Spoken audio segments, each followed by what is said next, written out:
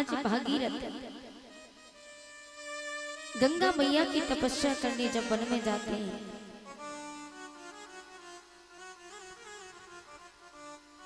कि 12 बरस बीत गई वन में, गंगा जी के सिर्फ भजन में आए करुणा निधि तब पल में,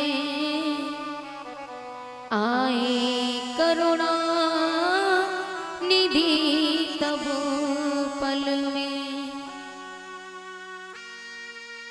चरण पकड़े गिरो धरनी पे, और लाला ने गिरहा उच्चारी, तुम चलो हमारे संग माता, ये इच्छा पूर्ण करो हमारी, ये इच्छा पूर्ण करो हमारी, ये इच्छा पूर्ण करो हमारी।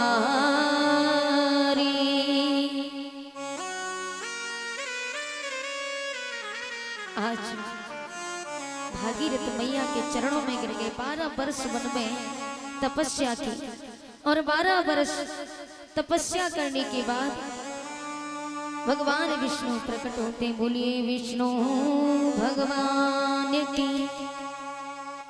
भगवान विष्णु जिस समय प्रकट हुए, भागीरथ भगवान के चरणों में गिर गए। बोले प्रभु, आपने दर्शन दिए, मेरा जीवन धन्य हो गया। भगवान विष्णु भागीरथ को ब्रह्मलोक में लेकर के जाते हैं, और ब्रह्मलोक में जिस समय ले आते हैं, ब्रह्मा जी से मिलकर के गंगा जी को लेकर के आए, और गंगा मैया से ब्रह्मा जी ने कहा, पुत्री तुम भागीरथ के साथ में जाओ। भगवान विष्णु ने कहा कि पुत्री भागीरथ के साथ तुम पृथ्वी पर जाओ और उनके पूर्वजों का उद्धार करो। तो गंगा मैया भगवान से कहने लगी, प्रभु मैं पृथ्वी पर तो चली जाऊंगी, लेकिन पृथ्वी पर मैं जाऊं तो जो पापी मेरे जल में स्नान करेंगे, मैं मलन की हो जाऊंगी। पापियों के स्नान करने से मैं मैली हो जाऊंगी, तो प्रभु फिर मैं पवित्र कैसे होंगी? गंगा मैया को हर वक्त पवित्र बताया है।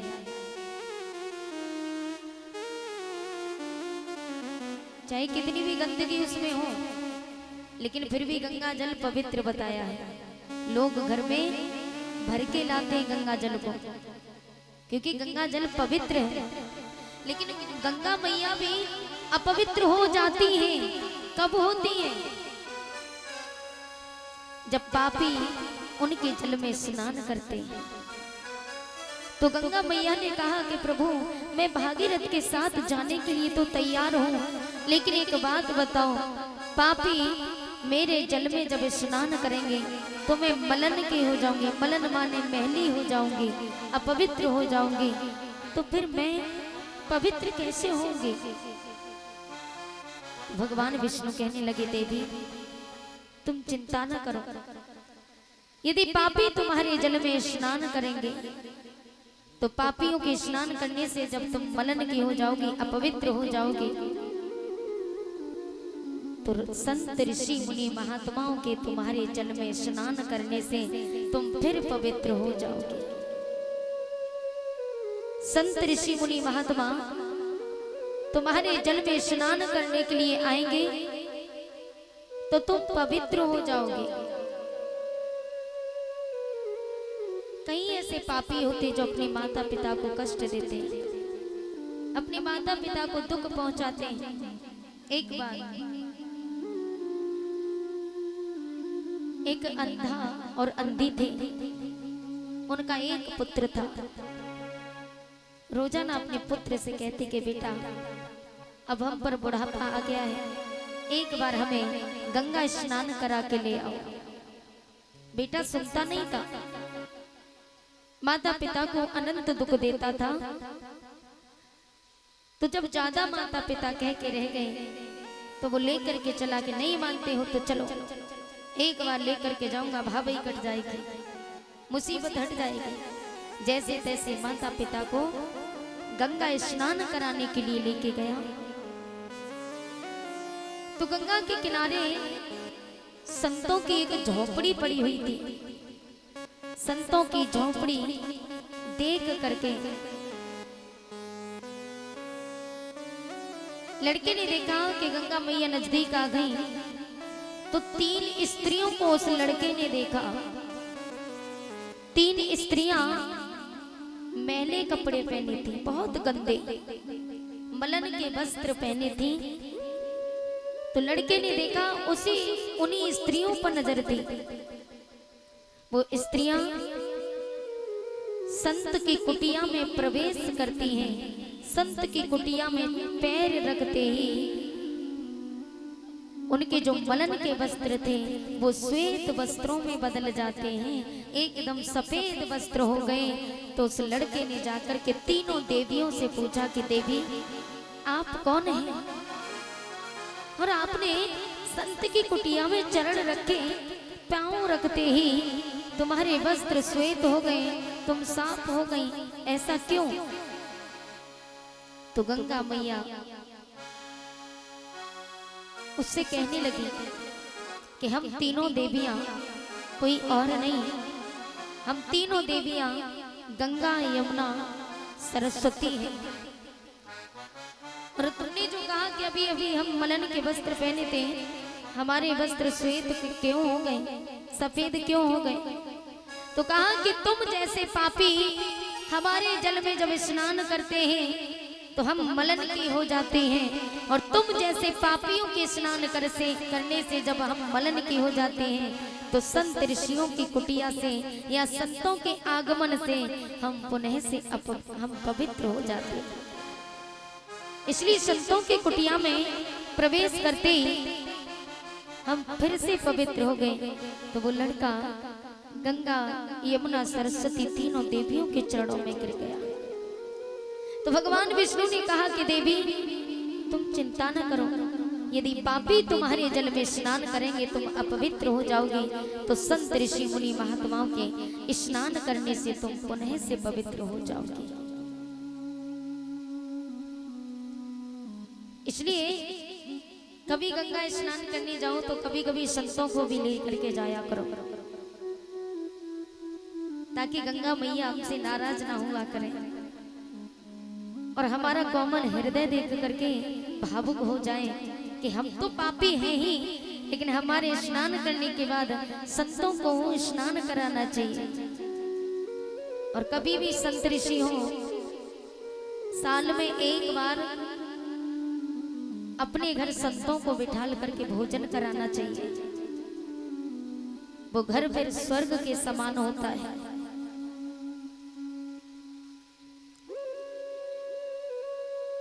ये श्रीमद् भागवत कथा में लिखा है, अजामिल की कथा में। जो अजामिल नाम का पापी था उसके यहाँ संत जी जाते,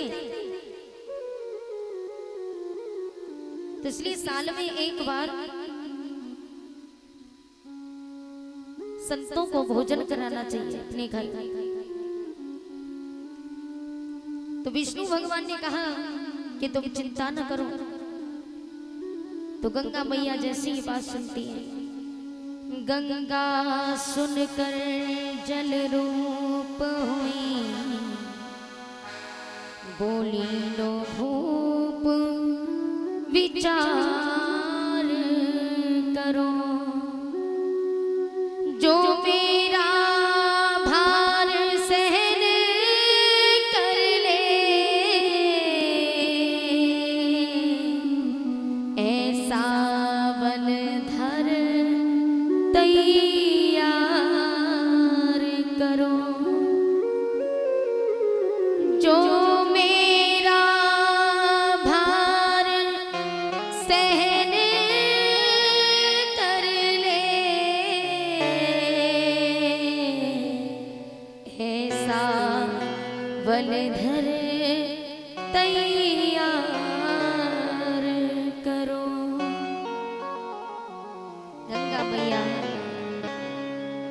कहने लगी कि मैं पृथ्वी पर जाने के लिए तैयार हूं, लेकिन मेरा भार सहन कौन करेगा?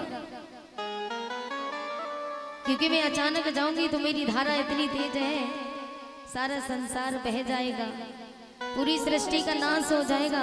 तो जाकर के पहले कोई ऐसा बंधन तैयार करो जो मेरा भार सहन कर सके। तो भागीरथ पृथ्वी पर फिर जाते हैं।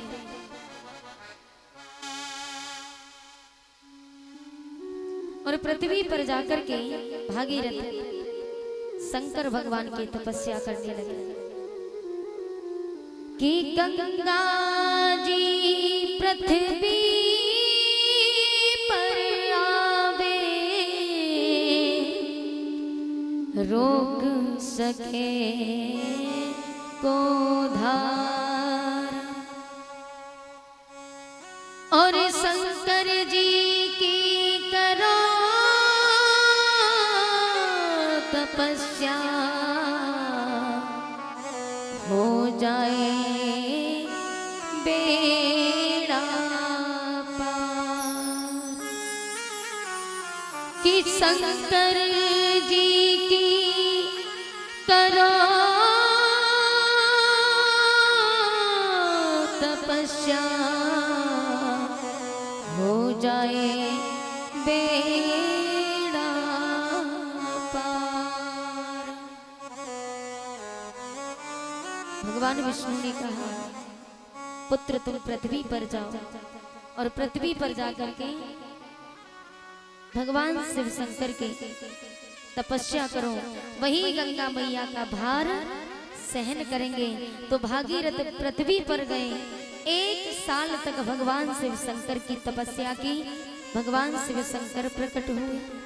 बोली शंकर भगवान की।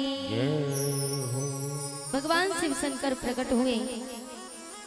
भगवान शिव शंकर से भागीरथ ने निवेदन किया, प्रभु आप गंगा मैया का भार सहन कर लो, आपकी अति कृपा होगी। भगवान शिव शंकर ने कहा, पुत्र तुम चिंता न करो। और गंगा मैया को आदेश दिया तो गंगा मैया एकदम से उमड़ करके आई। और उमड़ करके जैसी आई तो भगवान शिव शंकर ने अपनी जटाओं में समा लिया।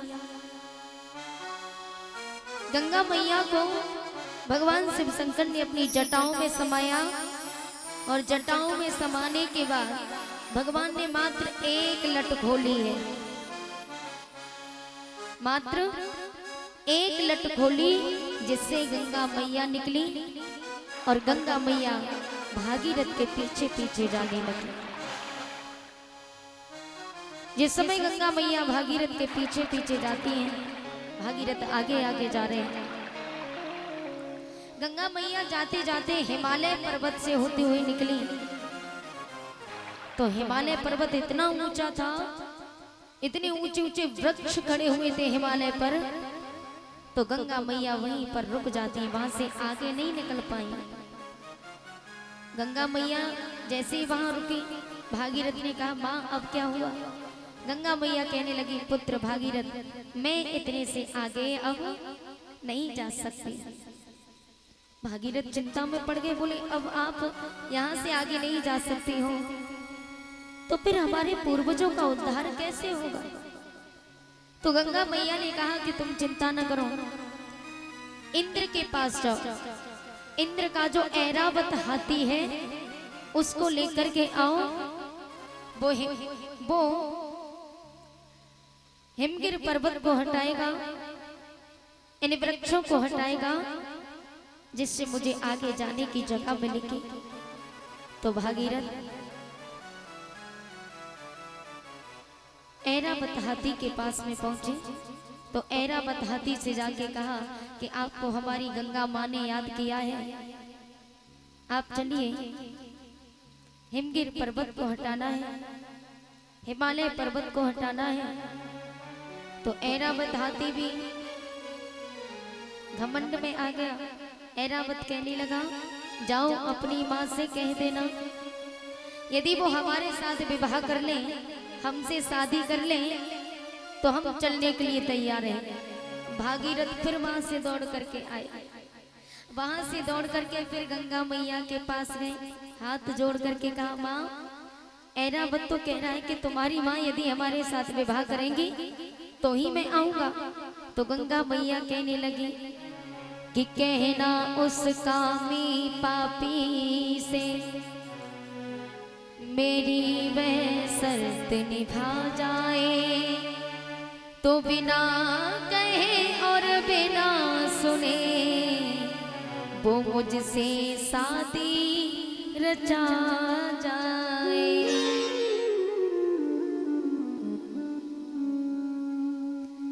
यदि ऐरावत 3 बार मेरे धक्कों में ठहराए, तो गंगा उससे शादी कर जीवन की दासी बन जाए। तो गंगा उससे शादी कर जीवन की दासी बन जाए। गंगा मैया ऐरावत हाथी के बारे में भागीरथ से कहती कि पुत्र भागीरथ, जाओ उस दुष्ट नीच पापी से कहना अगर वो मेरे 3 थपेड़े सहन कर ले तो मैं उससे ब्याह करने के लिए तैयार हूँ। भागीरथ फिर गए, भागीरथ ऐरावत के पास में गए और जाकर के कहा कि हमारी माँ ने एक शर्त रखी है, यदि तुम हमारी माँ की 3 थपेड़े सहन कर सको यानी 3 लहर, तो हमारी माँ तुम्हारे साथ विवाह कर लेंगे। ऐरावत ने कहा ठीक है, मंजूर है। ऐरावत जिस समय गया तो जाकर के खड़ा हो गया, बोले मैं तैयार हूँ। गंगा मैया ने कहा तैयार हो? बोले तैयार हूँ। तो गंगा मैया एकदम से उमड़ करके आई, एक थपेड़ा लगते ही उस पापी का मन ऊब गया, दूसरा थपेड़ा लगते ही अभिमानी जल में डूब गया, कि दूसरा थपेड़ा लगते ही अभिमानी जल में डूब गया।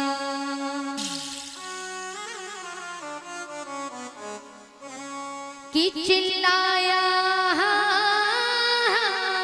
माँ गंगे,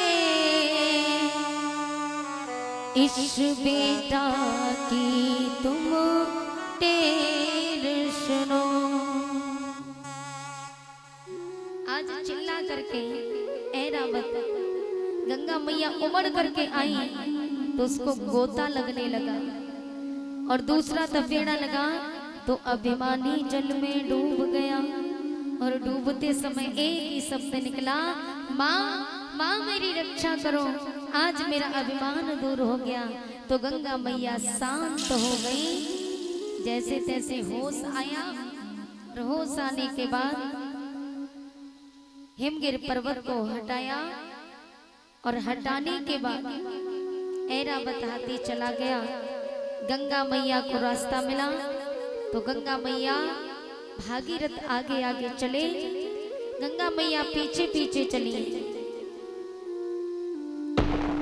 तो गंगा मैया जिस समय पीछे पीछे आ रही थी, जनू महाराज की कुटिया से होकर के भागीरथ गए। अब वहां भी क्या हुआ, बड़े कष्टों को सहन किया भैया भागीरथ ने, तब गंगा मैया पृथ्वी पर आ पाई। जनू महाराज की कुटिया से होके निकले तो जनू महाराज ने देखा कि बड़ा निर्मल जल है, बड़ा शीतल जल है।